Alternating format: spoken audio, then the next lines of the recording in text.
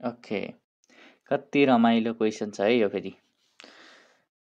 LHS यो गर्नुभन्दा सुरुमा चाहिँ मैले योभन्दा अगाडि गिभनवाला अलिकति सल्भ गरेको छु, त्यो एकचोटि हेर्ने, त्यो हेरेपछि मात्र यसमा आउने है त। किनकि त्यो गिभन त हामीलाई यो हिसाबमा जता पनि चाहिन सक्छ क्या।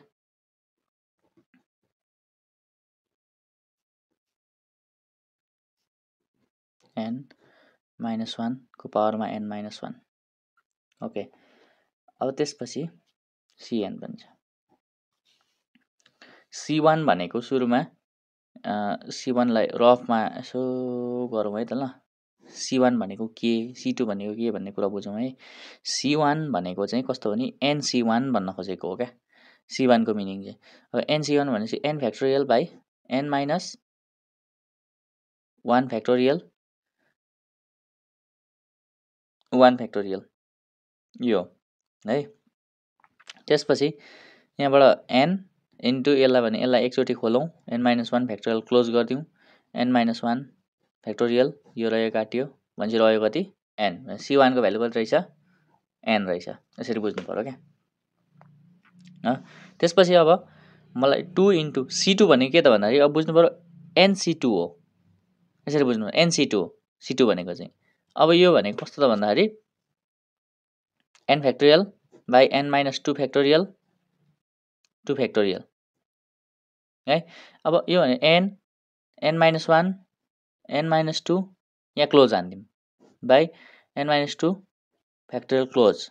अनि 2 फ्याक्टोरियल भनेको 2 इन्टु 1 गर्दा 2 नै हो, यो रह्यो कट भयो भने चाहिँ के रह्यो त n-1 बाई 2 रहेछ, अथवा यसलाई 2 फ्याक्टोरियल नै भनिदिउँ ल एकछिनको लागि हो। अब त्यसपछि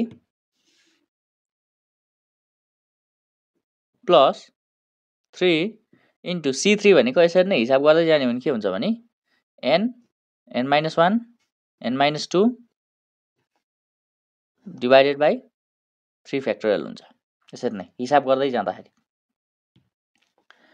प्लस डट डट डट यहाँ माइनस छ ल, यहाँ minus dot plus n bracket -1 को पावरमा n-1 इन्टु ओके cn भनेको के त भन्दाखेरि cn भनेको ncn हो क्या। ncn भयो भने यसको भ्यालु कति आउँछ 1 आउँछ, cn को भ्यालु 1 हो, यसरी हो। c1 को भ्यालु n हो। ल ठिकै छ, अब यसमा हामी कमन तानौँ है त, n कमन तानिदिउँ 1 माइनस 2 n-1 यस्तो हुन्छ फेरि है। 2 ले 2 लाई काट्यो भनेपछि यहाँ 1 फ्याक्टोरियल रह्यो है त, यो 2 ले यहाँ 2 हुन्छ नि त, 2 लाई काटेपछि कति रह्यो 1 फ्याक्टोरियल रहन्छ। त्यसपछि 3 ले यहाँ 3 काटिसकेपछि तलपट्टि कति रह्यो 2 फ्याक्टोरियल रह्यो। त्यसपछि n कमन आयो भनेपछि n-1 n-2 भइहाल्यो minus dot dot dot plus अब n कमन आयो भनेपछि त रह्यो -1 को पावरमा कति n-1। ल अब त्यसपछि सोच्नुपर्ने कुरा है,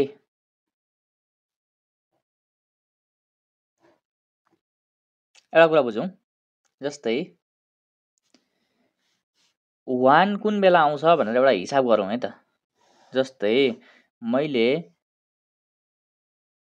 n-1 c0 भने अरे है त, n-1 c0 भन्यो भने यसको भ्यालु कति आउँछ चेक गरौँ है त, चेक गरौँ, चेक गर्दा केही पनि जाँदैन।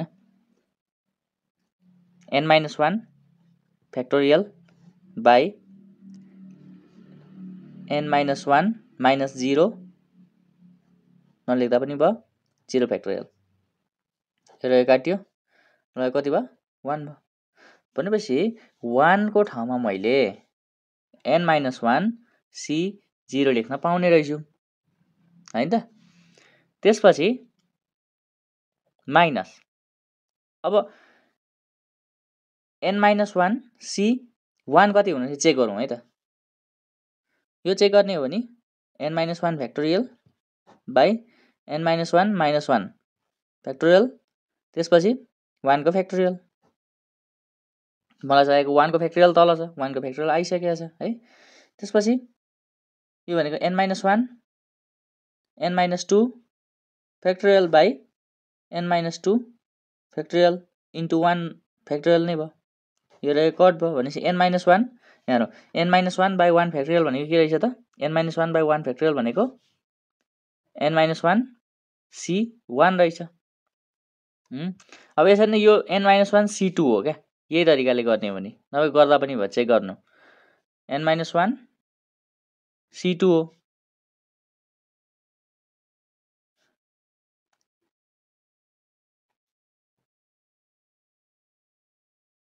अब यहाँ 1 इन्टु 1 छ भने यसरी बुझौँ न, यहाँ इन्टु 1 छ भने यो पनि कस्तो हुन्छ भन्दाखेरि n-1 c n-1 गर्ने हो भने पनि कति आउँछ, 1 नै आउँछ क्या। जस्तै यो बुझ्नु पर्यो है त, जस्तै cn भयो भने पनि 1 हो, n-1 c n-1 भयो भने पनि 1 हो। अब n-2 c n-2 भयो भने पनि 1 हो क्या, यसरी बुझ्नु पर्यो क्या। यहाँ र यहाँ मिल्ने बित्तिकै यसको भ्यालु 1 आउँछ भने चाहिँ n-1 c n-1 गर्नु भनेको पनि 1 हो है। cn भनेको पनि 1 थियो नि, त्यसरी नै यो गर्नु भनेको पनि 1 नै हो, यसरी बुझ्नु पर्यो है त। ल अब हाम्रो गिभनमा जाउँ फेरि है। अब मैले गिभन लेखाइदिएको थिएँ हो, गिभनमा ल हेरौँ त, एउटा यो नम्बरको गिभन ठ्याक्कै मिल्यो। अब फर्मेट मिल्यो, हामीले यो मिलाउँदाखेरि फर्मेटै मिलाउने हो क्या है, फर्मेटै मिलाउने हो। जस्तै यहाँ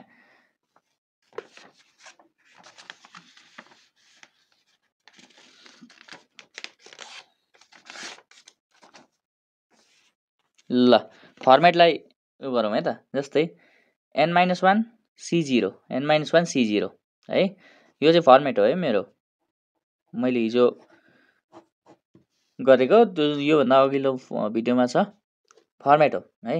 ओके, यो र यो मिल्यो, minus n-1 c1 n-1 c1 अनि n-1 c2 n-1 c2 minus यो र यो पनि मिलिसकेको छ भनेपछि यसको भ्यालु कति रहेछ त भन्दाखेरि यति रहेछ है, यति रहेछ भनेपछि अब यसलाई मैले लेख्न पाएँ n, यो n भइहाल्यो है, यो n यही भइहाल्यो सेम टु सेम, इन्टु ब्र्याकेटमा म लेख्न पाएँ 1 - 1 पावरमा n-1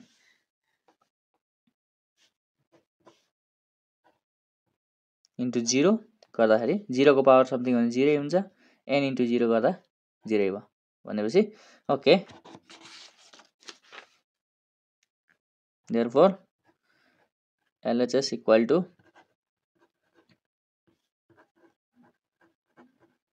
RHS proved. Okay, thank you.